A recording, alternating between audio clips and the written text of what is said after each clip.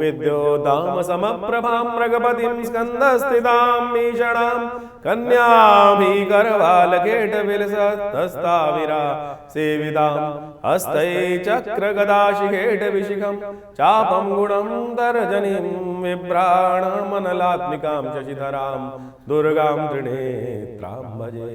सर्वमंगलमांगल्ये शिवे सर्वार्थसाधिके शरण्ये त्र्यंबके गौरी नारायणी नमोस्तुते। नमस्कार, स्वागत है आपका आचार्य वाणी में। मैं आचार्य डॉक्टर विक्रमादित्य आपके साथ हूँ और आज का विषय हमारा है ग्रह नक्षत्रों के दृष्टिकोण से सिंह राशि वालों के लिए फरवरी का जो मध्यकाल है वो आपके लिए कैसा रहेगा। देखिए, ग्रह नक्षत्रों के दृष्टिकोण से यदि हम बात करें तो आपके ग्रह योग फरवरी में महत्वपूर्ण परिवर्तन की तरफ योग बनाए हैं। इस फरवरी में बृहस्पति महाराज परिवर्तन की तरफ गए, वक्री से मार्गी हो गए। मंगल महाराज परिवर्तन की तरफ गए और वो वक्री चल रहे हैं, वो मार्गी होने वाले हैं। सूर्य महाराज परिवर्तन की तरफ जा रहे हैं, शनि परिवर्तन की तरफ जा रहे हैं। तो ये सारे परिवर्तन बहुत महत्वपूर्ण हैं आपके लिए।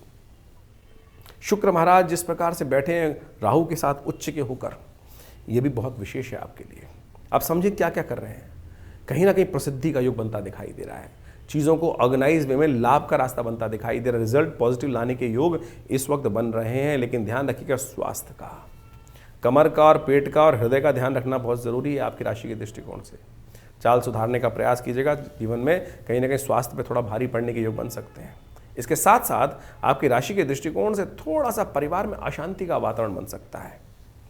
परिवार में थोड़ा सा आपकी जो जिह्वा है ना, वो थोड़ा सा नेगेटिव प्रभाव कर सकती है। सोच समझ कर बोले। वाणी का व्यवहार, जिह्वा का व्यवहार, जिह्वा का व्यापार जो है बहुत शांति से कीजिएगा। कमिटमेंट नुकसान दे सकता है। पता नहीं मुख से पता नहीं क्या क्या निकल जाए। सिंह राशि वालों, स्वभाव सिंह है आपका और ऐसे में सिंह जो होता है ना, राजसी ठाट वाला होता है। बिना सोचे समझे कुछ भी बोल सकते हैं। इस वक्त वाणी पर इस पर ध्यान रखते हुए कार्य करने की ज़रूरत है। इस वक्त ग्रह योग कई प्रकार से आपके लिए इस प्रकार का योग बना रहे हैं। लेकिन एक अच्छी बात यह है कि आप थोड़े से ऑर्गेनाइज हो रहे हैं और जो ग्रहों की स्थिति थी, बुध के कारण से ऐसी स्थिति थी कि आप बहुत सारी चीज़ों को अपने उदारता में, अपने क्रोध में फेंक आए थे, उनमें परिवर्तन का योग बनेगा। चीज़ों को आप ऑर्गेनाइज करने का प्रयास करेंगे। ऐसे योग भी बनते दिखाई दे रहे हैं। तब सिलसिलेवार तरीके से समझें कि समय क्या खेल करेगा आपके साथ और आपको कैसे उनको साधना है। 11 फरवरी मंगलवार का अवसर, चतुर्दशी तिथि है और पूर्णिमा आने को तैयार है। चतुर्दशी तिथि का सुंदर योग बन रहा है। माघ के महीने की चतुर्दशी भगवान विष्णु का सुंदर स्तवन करने का दिन है। और ग्रह नक्षत्रों के दृष्टिकोण से एक परिवर्तन महत्वपूर्ण हो रहा है। छठे भाव से निकलकर बुध जो है वो आपके सप्तम भाव में आ रहे हैं। ये बहुत सुंदर योग है आपके लिए। हालांकि वो थोड़े अस्त हैं। यदि उनको आपने ताकत दे दी तो ये आपकी चीज़ों को बहुत बढ़िया से नई हिम्मत, नई सृजन के साथ रास्ता बनाते दिखाई देंगे। चीज़ों को वेल ऑर्गेनाइज करने में आपकी हेल्प करते दिखाई देंगे। इस दिन थोड़ा सा ध्यान रखना है आपको। आपकी राशि के दृष्टिकोण से भी 2 दिन जो हैं थोड़े से आपके अननेसेसरी जुर्माने, खर्चे बढ़ाने वाले हैं। इन दिनों अननेसेसरी खर्चों से बचने का आपको प्रयास करना चाहिए। थोड़े से जुर्माने पड़ने के योग बनते दिखाई दे रहे हैं। ऐसा है कि ऐसे में उनको ठीक करने के लिए सबसे श्रेष्ठ है थोड़ी हिम्मत जगाएं। हिम्मत जागेगी हनुमान जी से। हनुमान जी का सुंदर स्तवन करें। हो सके तो हनुमान जी के मंदिर में जाकर एक लाल रंग का दिया, थोड़ी सी रोली लगी हुई बत्ती के अंदर देसी घी का दिया वहाँ प्रज्वलित करने का प्रयास करें। मनोजवम्मा रतुल्य वेगम जितेंद्र यम्भो, इस प्रकार से मंत्र हनुमान जी का जप कर लें। ओम हंग हनुमताय नमः, इस मंत्र का जप कर लें। हनुमान चालीसा का पाठ कर लें। आपके लिए कल्याणकारी योग बनेगा। 12 तारीख का दिन, बुधवार का अवसर, पूर्णिमा का सुंदर योग है। सब माघी पूर्णिमा का योग है। कुंभ का अवसर चल रहा है। ऐसे माघी पूर्णिमा का योग बन गया है। ये बड़ा सुंदर योग है आपके लिए। ऐसे पुण्यों को जगाने का प्रयास करना चाहिए। आपकी राशि के दृष्टिकोण से आप समझें, देखिए कि क्या क्या योग बन रहा है। इस समय जो ग्रह नक्षत्र हैं वो दिन थोड़ा हल्का दिखाई देता है। सब कुछ उम्मीद होते हुए भी पूरी से लाभ नहीं होगा। लेकिन शाम आते आते कहीं ना कहीं से कुछ पॉजिटिव खबर, उम्मीद, नए अगले दिन की शुरुआत में नया कुछ रास्ता बनने के रास्ते, अवश्य बनने के रास्ते बनते दिखाई दे रहे हैं आपके लिए। ये अच्छा योग है। एक और परिवर्तन हो रहा है इस दिन। सिंह राशि वालों के लिए सबसे महत्वपूर्ण परिवर्तन होने जा रहा है। सूर्य 1 महीने के लिए परिवर्तन कर छठे भाव से निकलकर सप्तम भाव में विराजमान होने जा रहे हैं। ये बहुत महत्वपूर्ण रहेगा आपके लिए और ये खास तौर पर ध्यान रखने की ज़रूरत है कि नई शक्ति, सूर्य जो है शक्ति के मालिक हैं, कीर्ति के मालिक हैं, आत्मा के संबंध रखते हैं और ये आपके लिए कई मामलों में आपकी राशि पर दृष्टि डाल रहे हैं। लेकिन कहाँ जा रहे हैं वो समस्या वाला कारण है। सप्तम भाव में विराजमान हो जाएंगे। शनि अपने पुत्र के घर में, शनि के घर में, बुध वहाँ पहले से ही उपस्थित हैं लेकिन अस्त हैं और शनि भी अस्त होने जा रहे हैं। तो ऐसे में सूर्य का जो प्रताप है, प्रकोप है, वो थोड़ा बढ़ सकता है। थोड़ा ध्यान रखना है, एग्रेसिव नहीं होना है।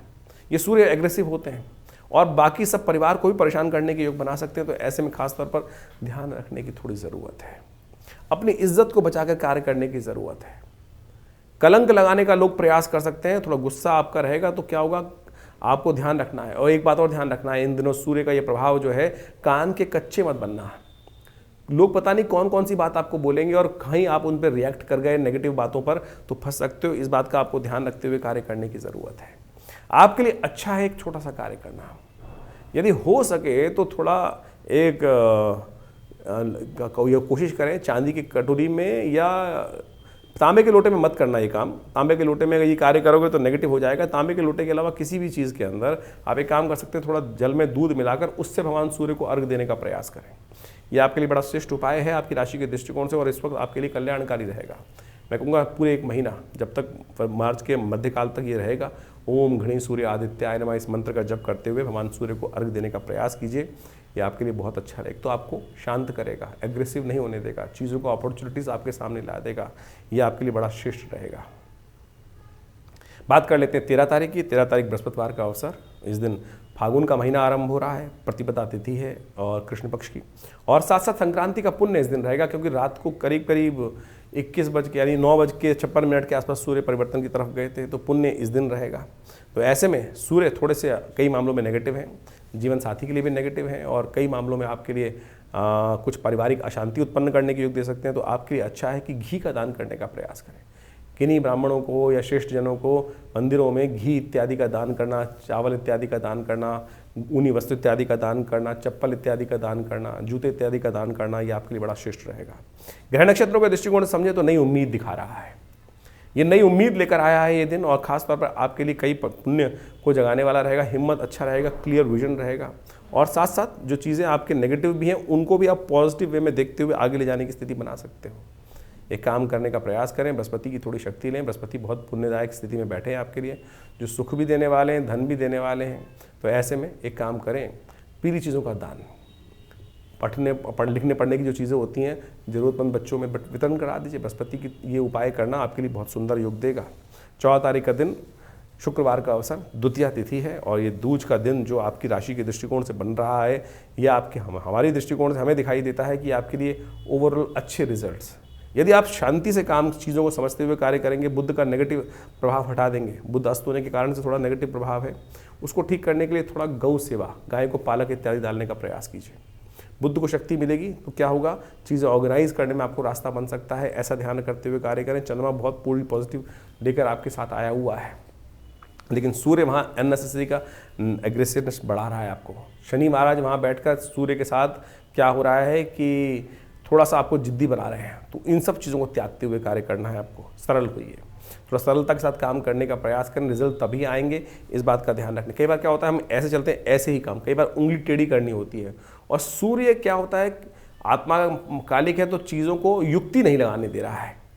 युक्ति युक्त तरीके से कार्य करें, शुक्र की ताकत को बढ़ाने का प्रयास करें, सबसे श्रेष्ठ जरूरी है, उसका उपयोग कर लेंगे तो बहुत अच्छा योग आपके लिए बन सकता है। 15 तारीख शनिवार का अवसर, तृतीया तिथि है, और इस दिन परिवर्तन का योग बन रहा है, और ये परिवर्तन आपके लिए बड़ा महत्वपूर्ण है। केतु के साथ चंद्रमा विराजमान होने जा रहे हैं।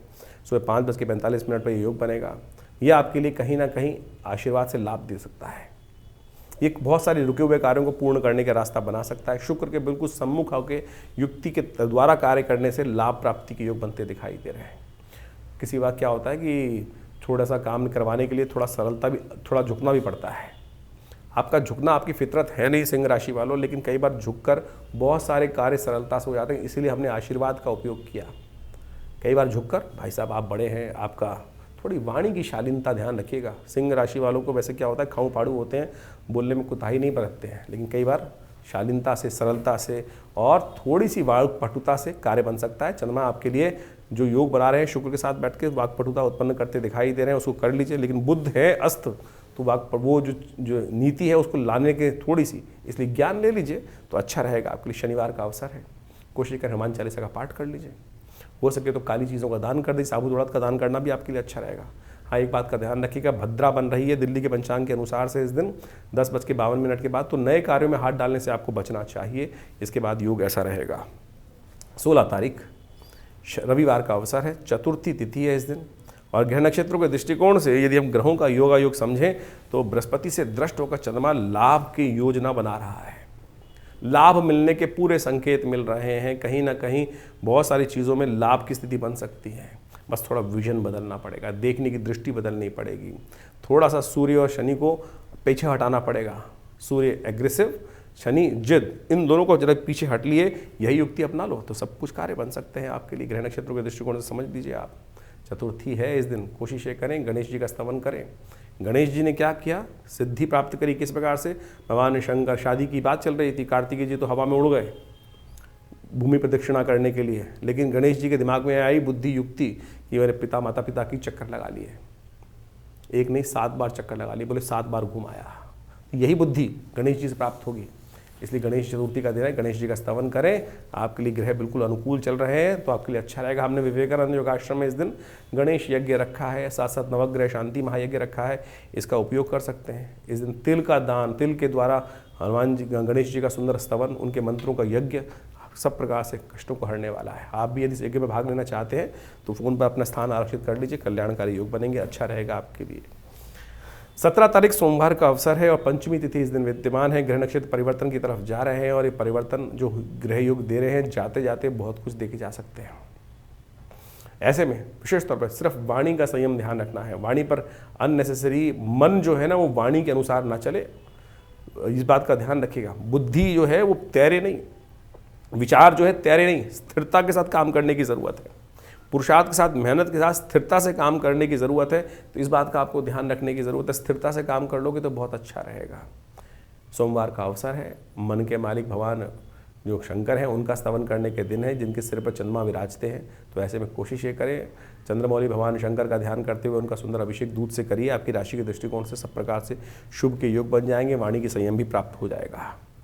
18 तारीख मंगलवार का अवसर, षष्ठी तिथि विद्यमान है और ये आपके लिए ग्रह नक्षत्र जो है योग बना रहे हैं, ये थोड़े खर्चे बढ़ाते दिखाई दे रहे हैं। पुरुषार्थ तो करेंगे आप, लेकिन क्या है आपके जो खास तौर पे कुछ बदमाश अच्छे दोस्त भी होते हैं, कुछ बदमाश दोस्त भी होते हैं, कुछ अच्छे साथी होते हैं, कुछ आपका हित नहीं चाहते हैं। जो बदमाश वाले दोस्त होते हैं ना वो आपका टाइम बर्बाद करने का प्रयास कर सकते हैं। तो ये समय ऐसा ही आ रहा है आपके लिए। कुछ योग हैं जो लोग आपके अच्छा नहीं चाहते हैं, वो आपके समय को अरे आजा यहाँ जाए, वहाँ चलते हैं, वहाँ चलते हैं, ऐसी स्थिति बना सकते हैं। तो उनका ध्यान रखना है खाली, और थोड़ा स्वास्थ्य का भी ध्यान रखते हुए कार्य करोगे तो अच्छा रहेगा आपके लिए। इस बात का ध्यान रखते हुए कार्य करें। सुंदर रूप से इस दिन विशेष तौर पर कीलों का दान करना चाहिए तो आपके लिए अच्छा रहेगा। 19 तारीख बुधवार का अवसर, सप्तमी तिथि विद्यमान है और ग्रह नक्षत्रों के दृष्टिकोण से योग जो चल रहा है वो पुरुषार्थ से मेहनत का योग बनता दिखाई दे रहा है। शिव का ध्यान करें, शिव का पूजन करें। शिव का पूजन आपके लिए बड़ा कल्याणकारी साबित हो सकता है। ग्रह नक्षत्रों के दृष्टिकोण से इस वक्त जो शादीशुदा लोग हैं उनको अपने जीवन साथी के स्वास्थ्य का ध्यान रखना चाहिए और आपके लिए अच्छा रहेगा। ऐसे ग्रह नक्षत्र योग बन रहे हैं। इसके साथ साथ थोड़ा सा मनोमस्तिष्क में बंधन उत्पन्न, थोड़ा सा क्या एक जगह पैरों में चक्कर लगा हुआ है, कहीं ना कहीं स्थिरता नहीं प्रदान कर रहा है। इन दिनों ग्रह नक्षत्र ऐसे चल रहे हैं कि जो कहीं ना कहीं इधर से उधर, उधर से इधर भगाए चले जा रहे हैं। तो स्थिरता प्रदान करें, थोड़ा सा रुक के कार्य करने का प्रयास करें तो आपके लिए अच्छा होगा। इसको उपाय करेंगे तो अच्छा योग बनेंगे। 20 तारीख बृहस्पतिवार का अवसर, अष्टमी तिथि चल रही है और साथ कालाष्टमी का योग है और ग्रह नक्षत्र परिवर्तन करके बृहस्पति के बिल्कुल सम्मुख आकर चतुर्थ भाव में सुख को उदय करने के लिए चंद्रमा विराजमान हो गए हैं। गति प्रदान करेंगे, लाभ देंगे, कीर्ति बढ़ाने के योग बना सकते हैं, सफलता देने के योग बना सकते हैं, कहीं ना कहीं सुख देने के योग भी बना सकते हैं। तो ग्रह नक्षत्र इस प्रकार का सुंदर रास्ता आपके लिए बनाते दिखाई दे रहे हैं। उसका उपयोग आपको करते हुए कार्य करने का प्रयास करना चाहिए। ज्योतिष की कालगणना जो है वो वास्तविक तौर पे आपके समय को किस प्रकार से आगे आने के योग बनने हैं वो सब आपको अवगत कराती है। और इस क्षेत्र के अंदर जीवन में हम समय परिवर्तन की तरफ जाता है और हम आपके समक्ष समय समय पर आपके ग्रहों के परिवर्तन को देखते हुए, आपकी कुंडलियों को देखते हुए, आपकी राशियों को देखते हुए सारी विवेचना यहाँ उपस्थित करने का प्रयास करते हैं। बहुत सारे लोग अपने प्रश्नों को व्हाट्सएप के माध्यम से भेजते रहते हैं और कई तो बहुत सारे लिखते भी हैं लोग। देखिए ज्योतिष जो है ना उसमें व्यक्ति जो है हर जीवन में परिवर्तन का, अब जन्मपत्री पर पूरी रूप से संवाद के बाद यहाँ पर इस चैनल के माध्यम से कुछ विवेचना उपस्थित करना तो बड़ा मुश्किल कार्य है। राशियों के हिसाब से एक गोचर का दृष्टिकोण जो वास्तविक तौर पे जन्मपत्री जो है 12 खाकी की ही है और जो 12 खाकी है उनमें 12 राशियां पड़ी हैं। उन राशियों के हिसाब से यदि प्रत्यक्ष रूप से समझें तो इसका भी एक बहुत बड़ा प्रत्यक्ष प्रमाण है, औचित्य है, अनौचित्य नहीं है। ऐसा नहीं है कि उसका औचित्य है ही नहीं, प्रैक्टिकलिटी है ही नहीं। बिल्कुल राशियों के अनुसार से बिल्कुल प्रत्यक्ष बहुत सारे चीज़ों को समझा जा सकता है। आपकी जन्मपत्री मूल रूप से है, बहुत कुछ है, लेकिन उसके बाद भी गोचर का प्रभाव जो राशियों के अनुसार से समझा गया है, बताया जाता है, वो बिल्कुल सबसाइड नहीं किया जा सकता है। उसको बिल्कुल प्रत्यक्ष रूप से प्रमाणित रूप से ही उपस्थित किया जाता है। हम प्रयास करते हैं इन समस्त बातों को आपके समक्ष अपने इस संवाद के माध्यम से रखें। समय समय पर परिवर्तन जो होता है उसका प्रभाव हर व्यक्ति पर पड़ता है, लेकिन देखिए मूल जन्मपत्री भी बहुत कुछ है, उसके अंदर विंशोत्तरी दशाएं, आपके ग्रहों की इंटरनल स्थिति क्या है, किस प्रकार से है, ग्रहों का योगा योग किस प्रकार से है। अब किसी की व्यक्ति की कुंडली में दरिद्र योग पड़ा हुआ है, कष्ट वाले योग पड़े हुए हैं, जो उनकी दशाएं उस प्रकार चल रही हैं, तो गोचर में यदि शुभ ग्रह आ भी गया तो उसका प्रभाव मालूम ही नहीं चलेगा। और लोग ज्योतिष में जो राशियों के अनुसार से जो बताया जा रहा है उस पर प्रश्न चिन्ह लगा देते हैं। प्रश्न चिन्ह लगाना तो कहीं भी बड़ा आसान काम है। प्रश्न चिन्ह तो लोग भगवान पे भी लगा सकते हैं। प्रश्न चिन्ह तो किसी भी बड़े से बड़े कार्य करने वाले पे लगाए जा सकते हैं। तो हमारा आपके समक्ष एक सीधी सीधा वार्तालाप में यही बात कर रहे हैं कि ज्योतिष को प्रत्यक्ष रूप से समझने का प्रयास करें, और जितना सूक्ष्म जाएंगे, जितना ज़्यादा गहन अध्ययन के साथ उसमें डूबेंगे, तो प्रत्यक्ष हर चीज़ सामने सही सही रूप में आपकी समझ में आनी शुरू हो जाएगी। यहाँ लिमिटेशंस हैं जन्मपत्री के माध्यम से जो हम गोचर के दृष्टिकोण से, आपकी राशि के दृष्टिकोण से बताते हैं, तो उसमें एक बाह्य खाका ही खींचा जा सकता है, और हम पूरी तरह से निष्ठा के साथ ये सब चीज़ें बताने का प्रयास करते हैं। जहाँ तक उपाय की रही बात, अब हर रोज़ भारतीय संस्कृति में कुछ नया मुहूर्त है, नए उत्सव हैं, और पुराणों में उसके महत्व को बहुत सुंदर तरीके से दर्शाया गया है। तो उन उपायों को आप समय समय पर समझ सकते हैं। लेकिन आज उपायों के नाम पर बहुत सारे लोग क्या है, केवल पैसे खर्च कराने के काम पे ही लग जाते हैं। बहुत सारे कुछ बड़े बड़े अनुष्ठानों में चले जाते हैं, कुछ हज़ारों रुपये खर्च करने की बात की जाती है, कोई नग धारण करने की तरफ चले जाते हैं। तो हम इन बात को समझें कि वो भी गलत नहीं है। अनुष्ठान बिल्कुल, पूजा मंत्र का जप बिल्कुल प्रत्यक्ष है, साथ साथ बिल्कुल प्रत्यक्ष कार्य करता है, असंभव का को संभव करके दिखा सकता है। नग भी इस प्रकार से असंभव को संभव करके दिखा सकते हैं, लेकिन वो वास्तविक तौर पे सही तो हो। क्या प्रकृति के अनुसार से इतनी बड़ी बड़ी माइंस हैं, उनमें पन्ना निकलता है, हीरा निकलता है, कितनी खोदने पर कुछ ही रत्न प्राप्त होते हैं। ऐसा नहीं है कि कोयले की तरह पूरा का पूरा ट्रक भर के उन रत्नों को निकाल लिया जा रहा है और वो पूरे पूरे। तो आज इस पर प्रश्न चिन्ह है कि इसीलिए हम ज़्यादातर अपने कार्यक्रम के माध्यम से नगों पर प्रश्न इसलिए उपस्थित कर देते हैं कि भाई क्या वो असली मिल रहे हैं। और जो चीज़ें सीधी तरह से कर्म के द्वारा, आपके अनुष्ठान के द्वारा परमात्मा का स्मरण कर कर बहुत सीधे सीधे शास्त्र में जो चीज़ें वर्णित हैं उनके अनुसार से आप समझने का प्रयास करेंगे तो अच्छे से अपने मति भ्रम को दूर कर सकते हैं। और बाकी रही जिनकी विवेचना करने की बात है, जिनको प्रश्न चिन्ह लगाना है, वो लगाते रहेंगे, उनको कोई रोक नहीं सकता है। तो आप सीधी तरह से जिसको जाकी रही भावना जैसी, बहुत लोगों की भावना मन में इस प्रकार से फ्रस्ट्रेशन बहुत ज़्यादा है। कई लोग उल्टा सीधा बहुत ज़्यादा आज की तारीख में सोशल मीडिया पे हम देखते ही हैं, कुछ भी किसी के बारे में विवेचना उपस्थित कर देते हैं। तो हम प्रयास करेंगे समझें आपको कितना लाभ है, जितना आपको लाभ जिस चीज़ से मिल रहा है उतना ले लीजिए, और जो आपके लायक बात नहीं है उसको छोड़ देंगे तो अच्छा ही रहेगा। और इस प्रकार से समझते हुए कार्य करेंगे तो बहुत सारी चीज़ें आपके लिए अच्छी साबित हो सकती हैं। तो ये कार्यक्रम हम आपके समक्ष समय समय पर लेकर उपस्थित होते हैं। बहुत सारे लोग कई बार व्हाट्सएप पे या चैनल के माध्यम से ये भी लिख देते हैं कि आप आश्रम में बहुत ज़्यादा गतिविधि जो होती हैं उनके बारे में पब्लिसिटी करते हैं। अरे होती हैं तो बताते हैं मेरे भाई। आश्रम में हम जो व्यवस्थाएं करते हैं किसी से कोई पैसे नहीं लेते हैं। हमारे आश्रम पे यज्ञ होता है तो उसमें आप आके स्वयं बैठ सकते हैं, कोई चार्जेस नहीं है उसका। नवरात्र के यज्ञ होते हैं उसमें भी बैठ सकते हैं। सुंदरकांड का पाठ महीने में होता है इतने। बाकी सब लोग संस्थान जहाँ चल रहे हैं वहाँ ना पूजा बहुत हो रही है, ना कुछ हो रहा है। किस प्रकार से केवल हमारे यहाँ प्रत्यक्ष रूप से होता है। और प्रत्यक्षम किम प्रमाणम, आप जिनको बैठना है आप आके बैठें। हमारे यहाँ तो सामग्री इत्यादि, भंडारे इत्यादि की उसकी भी किसी से दक्षिणा नहीं ली जाती है। तो मेरा इसमें आप सब लोगों से अनुनय विनय के साथ है कि हमारा ये संस्थान लगातार कई वर्षों से, 70 वर्षों से 60 वर्षों से कार्य कर रहा है और परमात्मा भजन में लगा हुआ है, सत्य को सामने लाने के लिए लगा हुआ है। तो इसलिए आप पवित्र हृदय के साथ हमारे इस कार्यक्रम के साथ जुड़े हैं तो उसके साथ जुड़े रहेंगे तो अच्छा ही होगा। परमात्मा का स्मरण होगा, भगवान का नाम जप होगा। और बाकी संस्थान तो बहुत सारे कार्य कर ही रहा है। हमारा विवेकानंद योगाश्रम पिछले करीब 60-70 सालों से लगातार लोग सेवा, हॉस्पिटल, जन सेवा, भंडारे, हज़ारों भंडारे हम साल में करते ही हैं। तो आप भी उनके साथ जुड़ेंगे तो लाभ होगा। धन्यवाद, नमस्कार।